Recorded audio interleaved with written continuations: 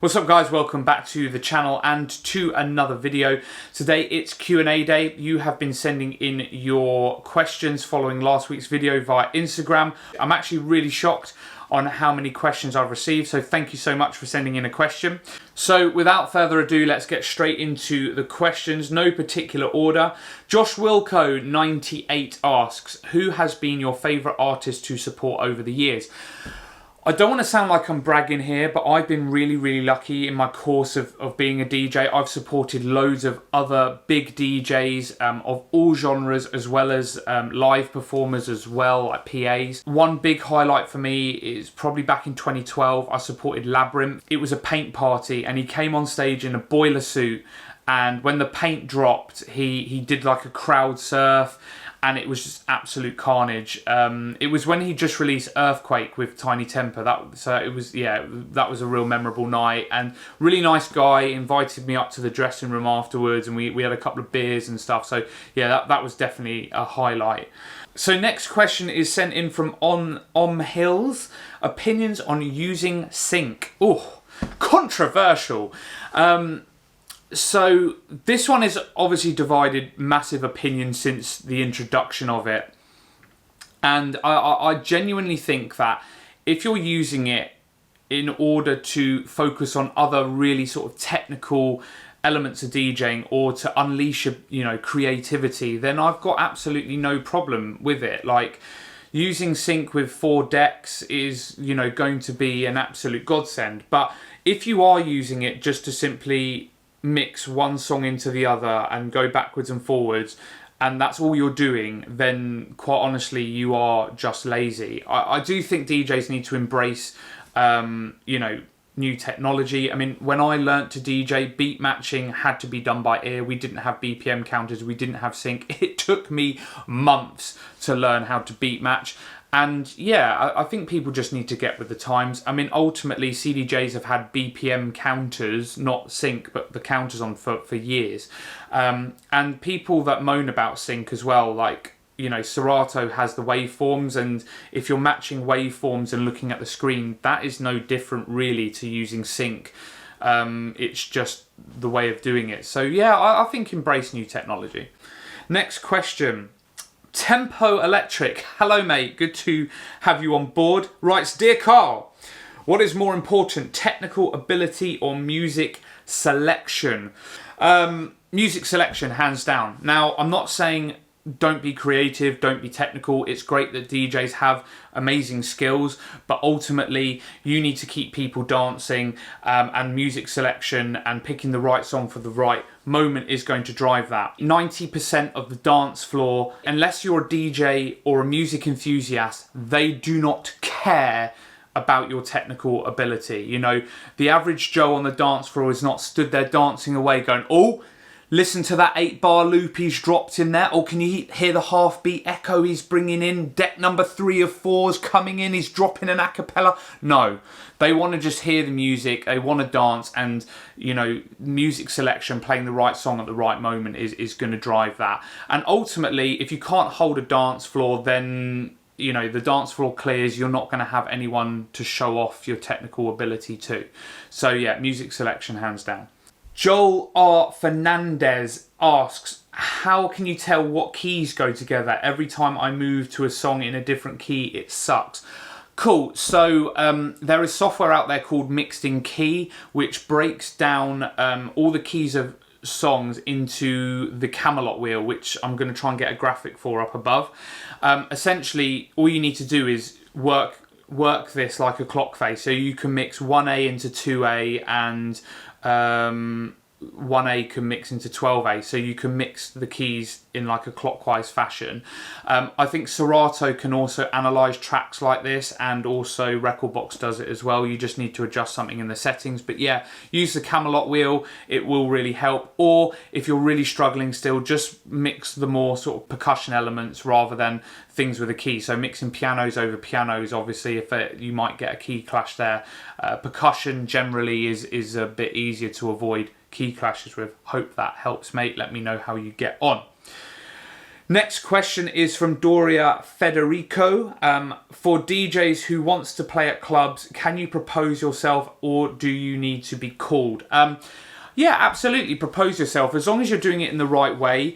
I think absolutely drop the club an email or give them a call. Ultimately, you know, a club manager needs to know that you're available. As long as you're not going in and trying to undercut the DJ that's already playing or trying to steal their gig, then absolutely. But you know, being at the right place at the right time can sometimes help. You never know when a club is looking for a new DJ or the DJ that's there is going on holiday, so the club needs a covered DJ.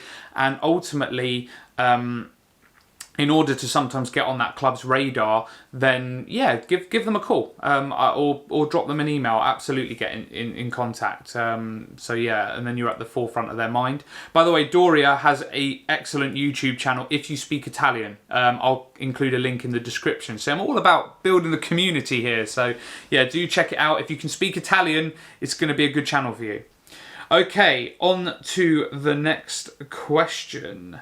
DJ Charlie Hurren asks, I have my first mobile DJ gig in April. Where would you suggest getting music for a 50th? Hopefully that's next April, not this April just gone, because this question just comes in too late and it's July anyway, so I'm guessing it's next year.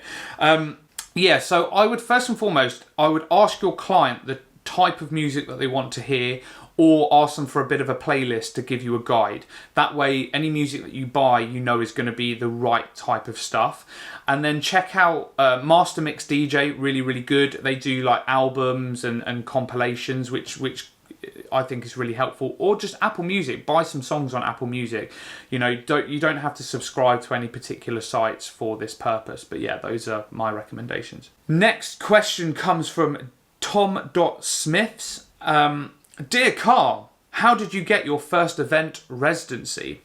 It's a good one. So up until the age of 18, I was a mobile DJ. I went to uni, and to be fair, at this point, I was thinking of knocking DJing completely on the head. Why? Because I wasn't allowed my car on campus. I lived on campus, and I needed some money to actually fund university. So I sold a lot of my DJ gear, and I thought that was going to be it. It was actually my friend that persuaded me to try and get into clubs, because he was like, look, you're 18 now, why don't you give it a go? Because the club has all of the equipment. They have CDJs. Obviously, you don't need to take speakers because it's all installed. At first, I had no idea on how to do it. I literally just emailed a load of nightclubs in the local town saying, look, how do you go about finding your DJs? Because I didn't have the first clue. Shocker, no one replied. And then I kind of gave up for about a month, and then I emailed my student union. So the student union where I went to uni at University of Surrey in Guildford, they have a 1,600 capacity nightclub on campus. I literally emailed them and said exactly the same question, and to my surprise, I got a response immediately saying, look, we're looking for a new warm-up DJ, why don't you come tomorrow? And I was like, oh my god, what the hell? Like, I have no idea what I'm doing. I went down to the club and did the warm-up, and then I got offered the warm-up slot, and then 2 months later the Friday resident left, and I got the residency. And yeah, that's kind of how it happened. It was all a bit of being in the right place at the right time and luck, I guess. Okay, on to the next one. Luke_Grundy, what's the best way to get residency DJ gigs? By the way, love the channel, mate. Keep it up. Thank you so much for the feedback. Really appreciate it. Hope you've dropped this video a like, mate. Hint, hint. Okay, so the best way to get a DJ residency gigs, I think it's just all about networking. We did a video a few weeks ago on networking. I'll include the link at the top there. But yeah, just ask. The more people you get to know, the more people you network with, I think the more doors, it's like the saying goes, isn't it? The more doors you knock on, the more likely one is to open. I think you need to obviously speak to loads of people, but also focus on the types of gigs that you want to get. So if you're a specialist DJ, say you're a drum and bass DJ, and you are trying to get a gig in the local commercial nightclub, you might not be that successful because you need to play across the board, and that genre of music all night probably won't fit there. So I think network with people, make sure that you're specific and targeted in your approach, and yeah, just speak to people, network, and you never, you know, as I say, the more people you get to know and the more people's radar you're on, the more likely it is that it's going to convert to a gig. And watch my video on networking, that's really, really important. Next question. Wico DJ asks, how often do you spend practicing mixing a week? Whew. There's not really an answer for that. By the way, Wico is a sick drum and bass DJ. I've included his SoundCloud below, so if you like drum and bass, do check him out. See, it's all about building your network, right? You can do this through the channel. I'm building the community here. But anyway, back to the question. Yeah, how long do I spend mixing a week? It varies, really. I mean, when I started as a DJ, I was, it was every bit of spare time I was spent practicing how to mix, how to beat match, all that. I spent so many hours doing it. I had to beat match by ear manually. So yeah, now when I get new tunes, I try and see what works with what, and I obviously set all my cue points, my hot cues, all of that kind of stuff.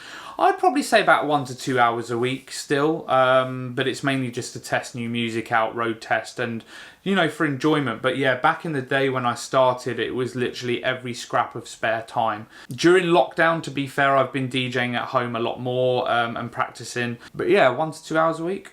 Final question comes in from Dynablend. Again, YouTuber, good channel, check him out, link in the description. DJ Dynablend asks, do you use a laptop for club gigs, and what do you think about DJs bagging others that use laptops? Yes, I do use a laptop. I'm actually going to make a video about it because a few people asked me what software that I use. For the record, it's Rekordbox in export mode. Using a laptop is so much more convenient than lugging 5, 6, 7 cases of CDs and vinyls into a club. I mean, like, the amount of times that you basically get a hernia before you've even started. Yeah, use a laptop. Use whatever's convenient for you. I do have an issue with DJs that literally just stare at the screen all night like it looks like they're reading their emails. I think, hiding behind a laptop screen isn't great.